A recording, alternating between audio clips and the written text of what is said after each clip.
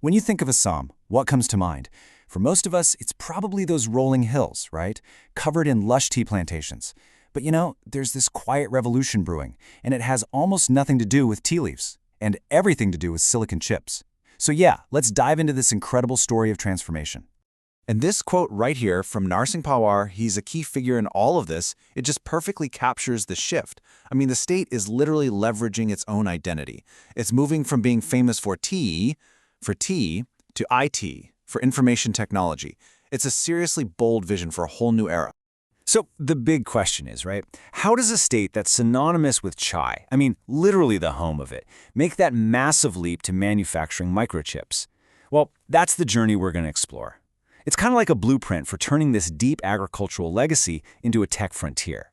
To really get why this revolution is so absolutely crucial, we have to start by looking at this deep-seated economic paradox that Assam's been facing for decades.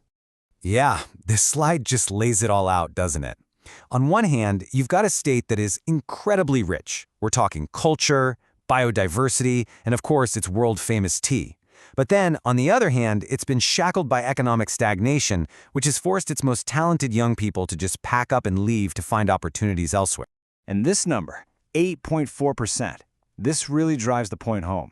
A youth unemployment rate like that isn't just a statistic on a page. No, it represents a massive brain drain, a loss of the very people who should be building its future. So this is the problem that desperately needed a radical solution.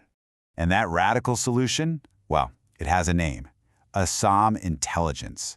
It's this whole vision designed to tackle these challenges head-on, basically by reimagining the state's entire economic identity.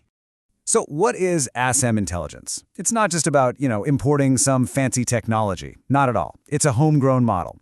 It's about combining global tech ambitions with real local needs, like, say, using AI to help tea farmers. And the ultimate goal here? To catapult Assam into the top 5 most developed states in all of India. That's the ambition. And listen, this isn't just talk. The Advantage Assam 2.0 summit saw pledges of nearly 5 lakh crore rupees. I mean, to put that into perspective for you, that's more than the entire annual budget of many smaller countries. It's a massive, massive signal that the big players, they really believe in this vision. Now, a vision this big, it needs a solid foundation, right? And this one is built on 3 core pillars that really form the backbone of this whole transformation. So, the whole strategy rests on these 3 interconnected pillars. First up, making artificial intelligence the new core commodity, just like tea. Second, achieving what they call semiconductor sovereignty, meaning the ability to produce these critical chips at home. And third, powering it all with green energy and tech-infused tourism. Okay, let's start with that first pillar, AI as the new tea leaf. This is all about making artificial intelligence is central to Assam's future economy as tea has been to its past. A huge shift. And the money is already flowing in. Get this. Reliance is pouring 50,000 crore rupees into AI-ready data centers. But, and this is the cool part, look at that third point. This is what perfectly illustrates that Assam Intelligence model. They're not just building data centers for the sake of it. They're using AI at the Talklai Tea Research Institute to solve a real local problem, predicting pest outbreaks and saving crops. It's brilliant. All right, now for Pillar 2, which brings us back to that super catchy phrase, from chai to chips.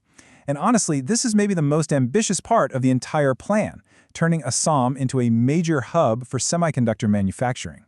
And the scale here is just staggering.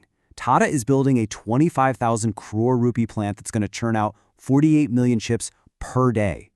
Now, the crucial thing to understand is that this isn't just about one factory. Think of it as the anchor for an entire ecosystem, one that's expected to create thousands of jobs and attract over 200 smaller companies in related fields. It's a game changer. But of course, you can't just build a high-tech industry like that without a high-skilled workforce. It just doesn't work.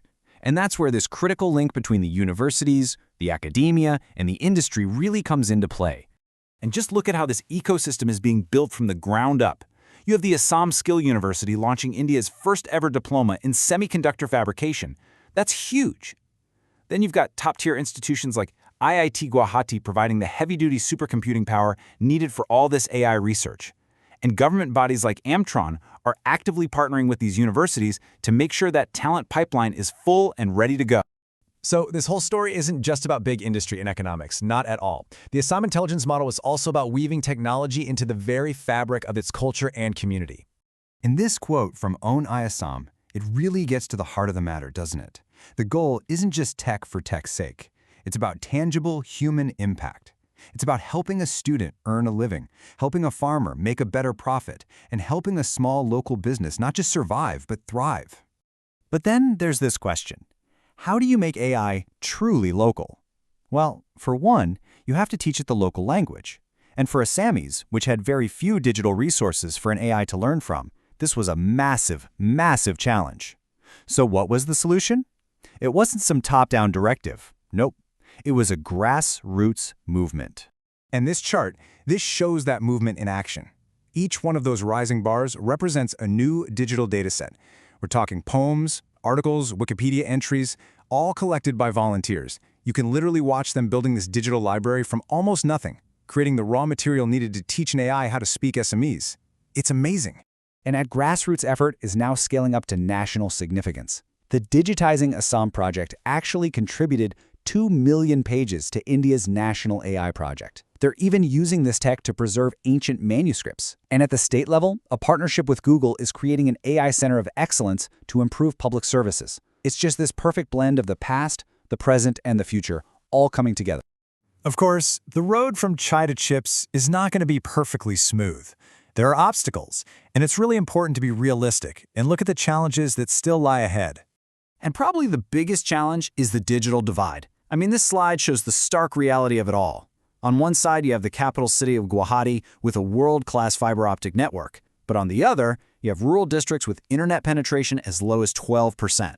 Bridging that gap, it's not just important, it's probably the primary threat to making this whole revolution truly inclusive for everyone.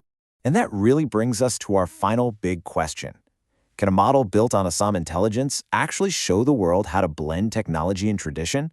How to create a real blueprint for the future? You know, Assam is betting that it can turn its unique challenges into strengths, creating a future where technology empowers tradition instead of just replacing it. And if it succeeds, well, the Assam intelligence model could become more than just one state success story. It could become a blueprint for the rest of the world to follow.